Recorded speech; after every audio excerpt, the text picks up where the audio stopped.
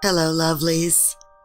I'd like to thank each and every one of you for coming out to celebrate Auntie's first 100 subscribers. As a special treat, Auntie had 2 guests drop by her cottage, and we've put together this special treat just for you, boys and girls. Please, welcome once again the voice of angels and demons, Creepy Reading. And please welcome my new visitor, Synthetic Alien, who agreed at literally a moment's notice to loan me his talent for this special tale. Links to both gentlemen are in the description, so please go subscribe and show them that creepy love. But for now, relax, get good and comfy as we tell you a tale of making connections and trying desperately to break them. I was a hot single in your area.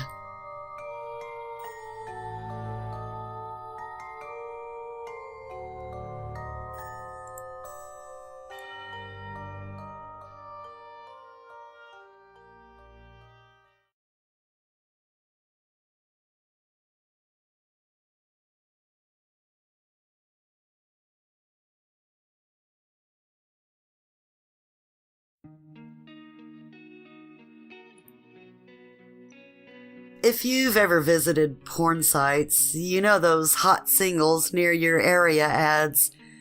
You probably also know how fake they are. Those women in the pictures, they're not actually near your area. They're just stock photos from foreign escort sites. You probably know all this well enough not to waste your time clicking those ads. If you were, however, to click them, a chat window would open, and you could choose which girl you want to chat with. At first, the chat is free, but soon it would require signing up. Then, you would have to pay for every minute you spend chatting with the girl of your choice. I know this because I was one of those girls. Several years ago, I was a student and always short of money. My friend Shannon told me that he had discovered a super easy way to make money. It's not like you're whoring or anything. It's completely anonymous. They don't know who they're chatting with. Half of us are actually guys. You just have to pretend you're some Nikki or Samantha next door. It's kind of fun actually. And the company pays really good money. You can work from home and choose how many hours you work per week. All you have to do is dirty talk with some guys you're never going to meet in real life. At first, I wasn't into the idea.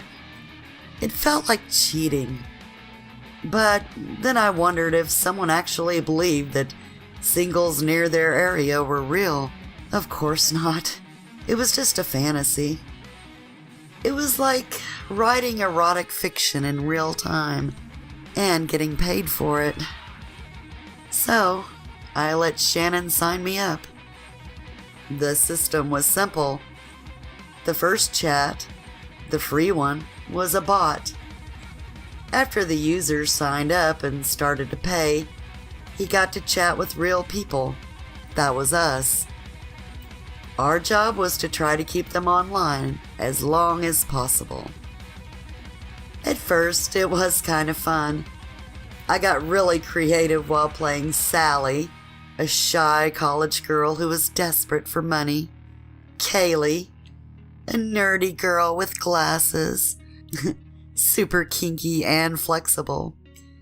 And Rhonda, a curvy black girl, compassionate and motherly. It was hilarious, and I soon stopped feeling any kind of shame from doing it. Clearly, my customers were enjoying themselves, and since I remained anonymous to them, I had no risk of ruining my future career. I figured I would just leave this thing out of my future CV. The money was surprisingly good, as Shannon had told me.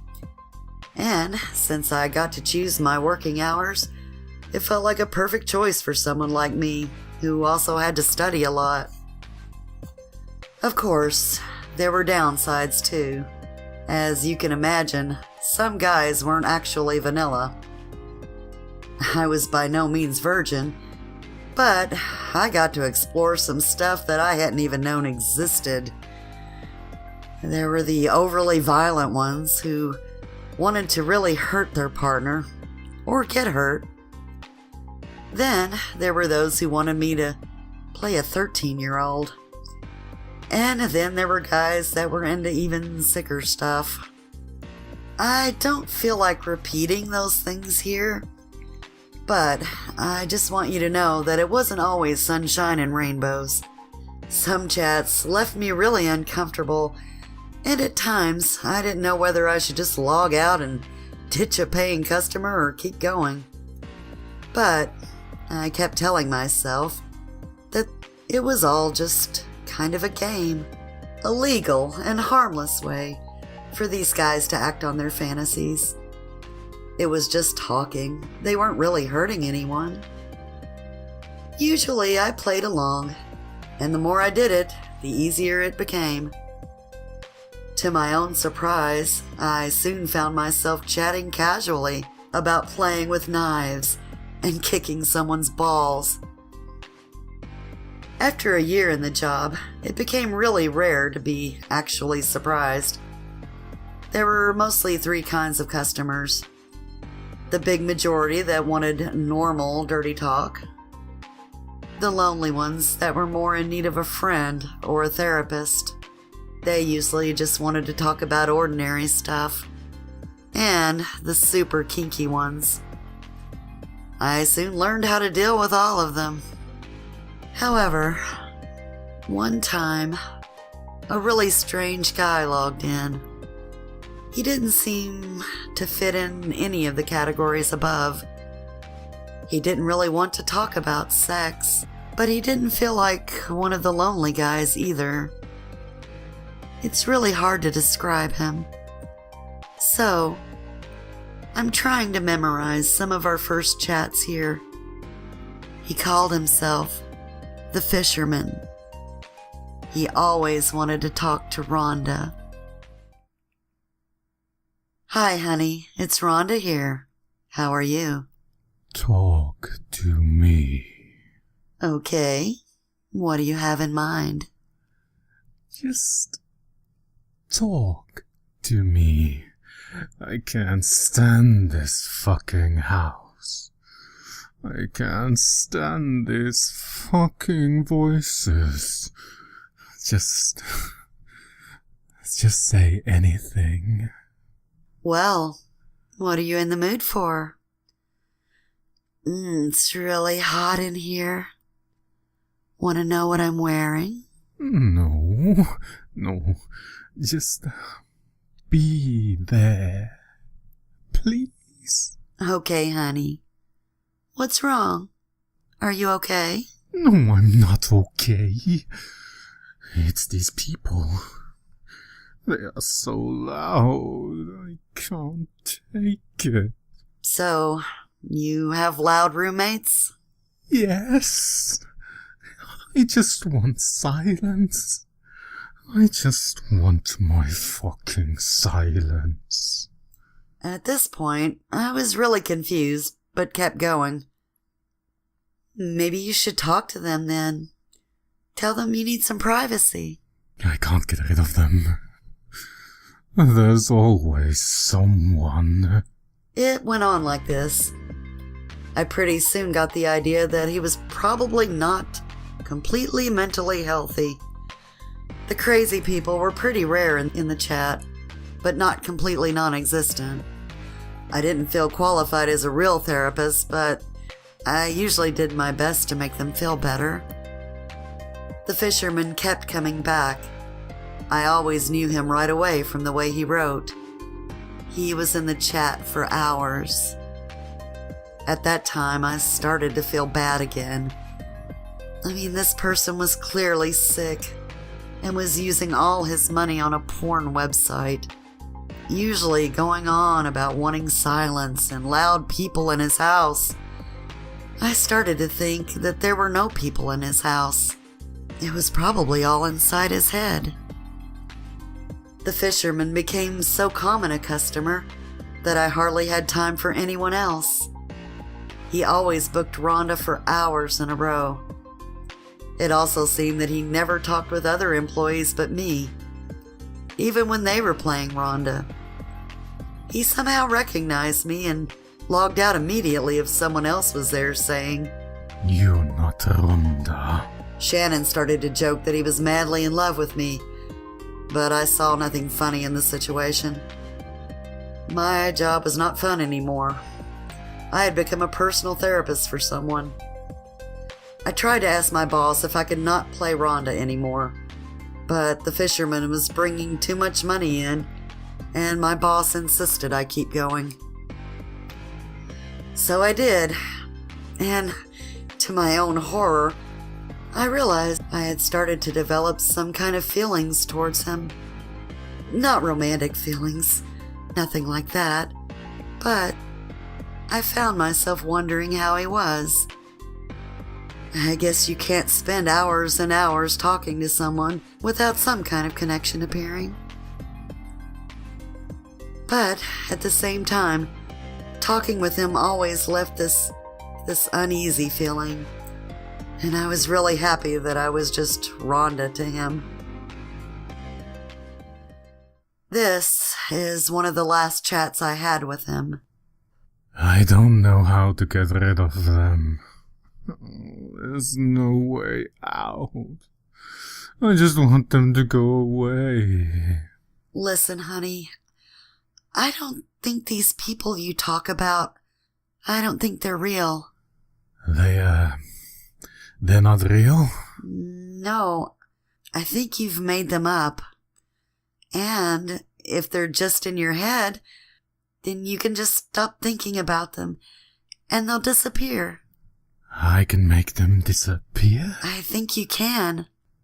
And that's what you want me to do, Rhonda? Make them disappear? If that's what makes you happy, honey. You're right. I can get rid of them. I can make them disappear. I can do it. Thank you, Rhonda. Thank you. I love you, Rhonda. Love's a pretty big word, honey. I'm gonna make them disappear now. He logged out. It was the shortest time he had ever spent talking to me. The discussion left me strangely worried. You know that feeling when you sense you've done something terrible, but can't really pinpoint what that is? I had exactly that feeling. Later the same evening, he logged in again. It was the last conversation I ever had with him, and also the last one I ever had there. I quit immediately after it. Rhonda, what have I done? What have you done? Why did you tell me to do it? What? What are you talking about? I was so scared that I completely forgot to play the role.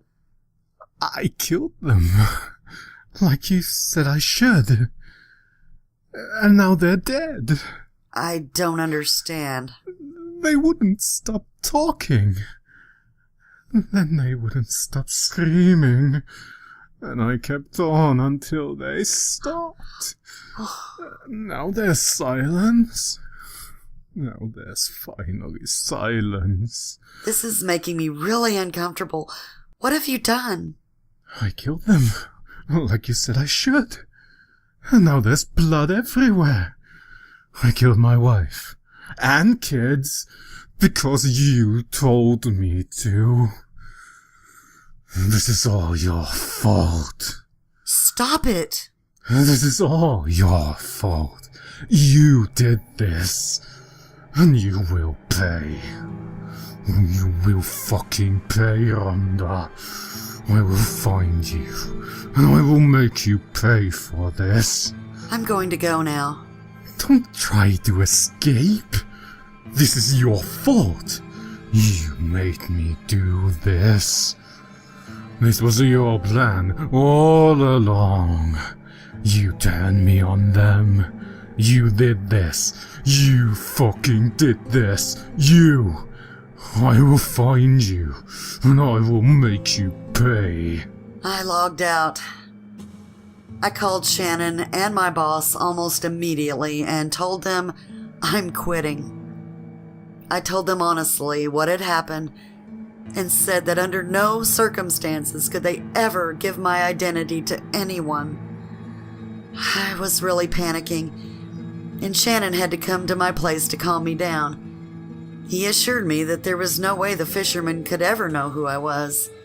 Even if he were some kind of a super hacker, my real name was nowhere on the site. My boss also assured me that the company was very strict about the anonymity of their employees.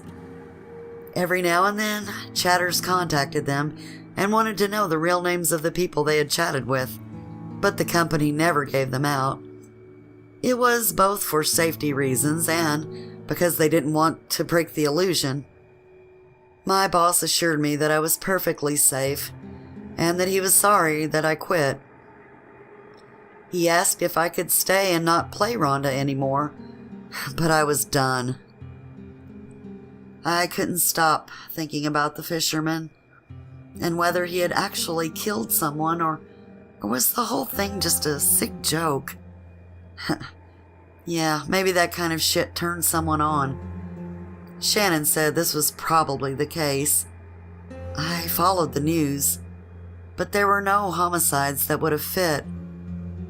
I considered going to the police, but then again, I knew absolutely nothing about this person. It suddenly occurred to me that he could be anywhere in the world. Maybe he wasn't even in the same country. He could be Chinese for all I knew. One thing was for sure, after all. If the fisherman had really killed someone, he had done it far enough to not make it to the news where I lived. I tried to Google if there had been a family murder anywhere on that day, but I found nothing. Shannon kept on working on the site, and I asked if the fisherman had ever shown back up, but he seemed to be gone. I was happy it was over, and as time went by, I moved on. I haven't really thought about the fisherman for years, until yesterday. Something happened that brought all of this back to me. After a long day at work, I decided to go see a movie, alone. I just wanted some time for myself. Since I broke up with my boyfriend a couple of weeks ago, and everything has been really a bit of a mess since. I chose a movie that's been on for weeks, so that the theater wouldn't be full. I got lucky. The theater was almost empty when I walked in. I chose the place I consider the best, last row in the middle, and started taking off my jacket when some guy walked up to me. Is this place free? From his accent, I could tell that he was foreign. It was so dark in the theater that I didn't properly see his face to confirm what ethnicity or age he was. I nodded and he sat down. I was a little annoyed. The theater was almost empty, and right now I really wanted to be alone.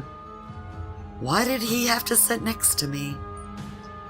There was plenty of room. And then he talked again. So, you like horror movies? Since I really wasn't in the mood to make new friends, and I felt a bit like he was hitting on me, I politely explained that I wanted to be alone. He didn't answer, but took a piece of paper from his pocket and wrote something on it. I assumed it was a phone number. He then put the paper in my pocket. A bit of an invasion of privacy, I thought, and just walked away. It was weird. He didn't just change the seat, but actually left. He didn't even stay to see the movie.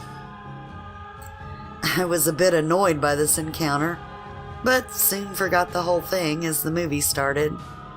It wasn't until I was at home that I remembered the weird guy who had given me his phone number. I took the paper out of my pocket just to throw it away, but there was no phone number. There was just this text. I found you, Rhonda. And I will find you again.